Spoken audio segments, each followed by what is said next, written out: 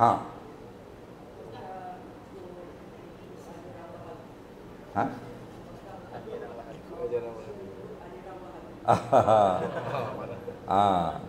Dia begini, kita kena ikut ulama-ulama ahli sunnah wal jamaah. Ahli sunnah wal jamaah ini mengislamkan orang bukan Islam, bukan mengkafirkan orang Islam. Golongan yang awak sebut tadi mengkafirkan ulama-ulama Islam. Dikatakan siapa yang mengikut ulama Imam Abu Hasan Asy'ari dan Abu Mansur Maturidi kafir, sesat, musyrik. Dah berapa puluh ribu juta orang ikut Asy'ariyah. Faham lagi? Kerana apa? Kerana ekstrim. Jangan ikut mazhab ahli sunnah wal jamaah. Nabi kata sataf tariku ummati ala salasin wa sab'in.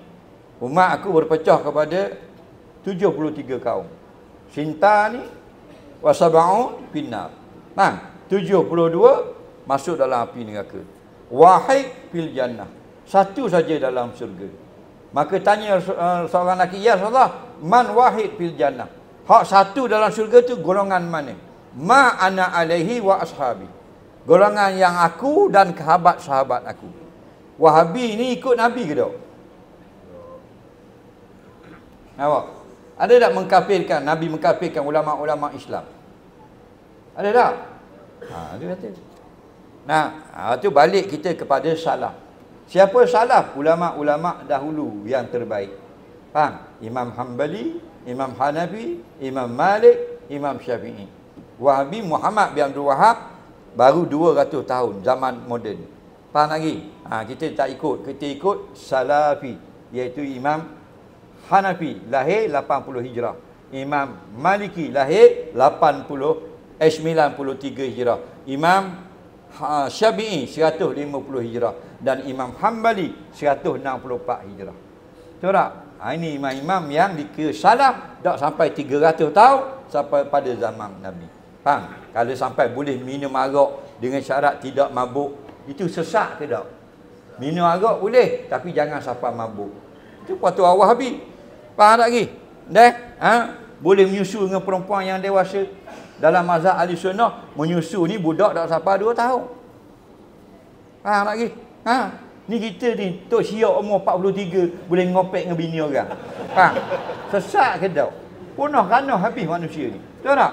Tuhan ada tangan 2 belah alik kanan. Wahabi ni pula kata tangan alik kiri belakang 2 belah. Wahabi ni pula kata tak, tangan sebelah kanan, sebelah lagi kiri. Wahabi yang ketiga pula kata tangan 2 belah kanan, sebelah kiri. Ini masalah belaka. Ini semua ni mujassimah. Tak, menjisimkan Allah, musyabbihah, menyerupakan Allah dengan makhluk. Kita ahli sunnah wal jamaah, laisa kamitslihi syai'. Allah tidak serupa dengan apa jua suatu, tidak terjemahkan yadullah fawqa aydihim dengan perkataan tangan, kerana tangan itu bukan daripada bahasa Al-Quran. Inna anzalnahu Qur'anan Arabiyya, kami turunkan Quran itu bahasa Arab. Kita hanya berkata yadullah fawqa aydihim nu'minu bihadhil ayah, kami beriman dengan ayat ini kerana ayat ini datang daripada Quran. Allahu a'lam bimuradihi, Allah lebih mengetahui apakah makna sebenar. Yadullah fawqa aydihim laisa kamitslihi syai' wa huwa samiul basir. Allah tak sama dengan makhluk. Itu ahli sunnah wal jamaah. Lagi soalan?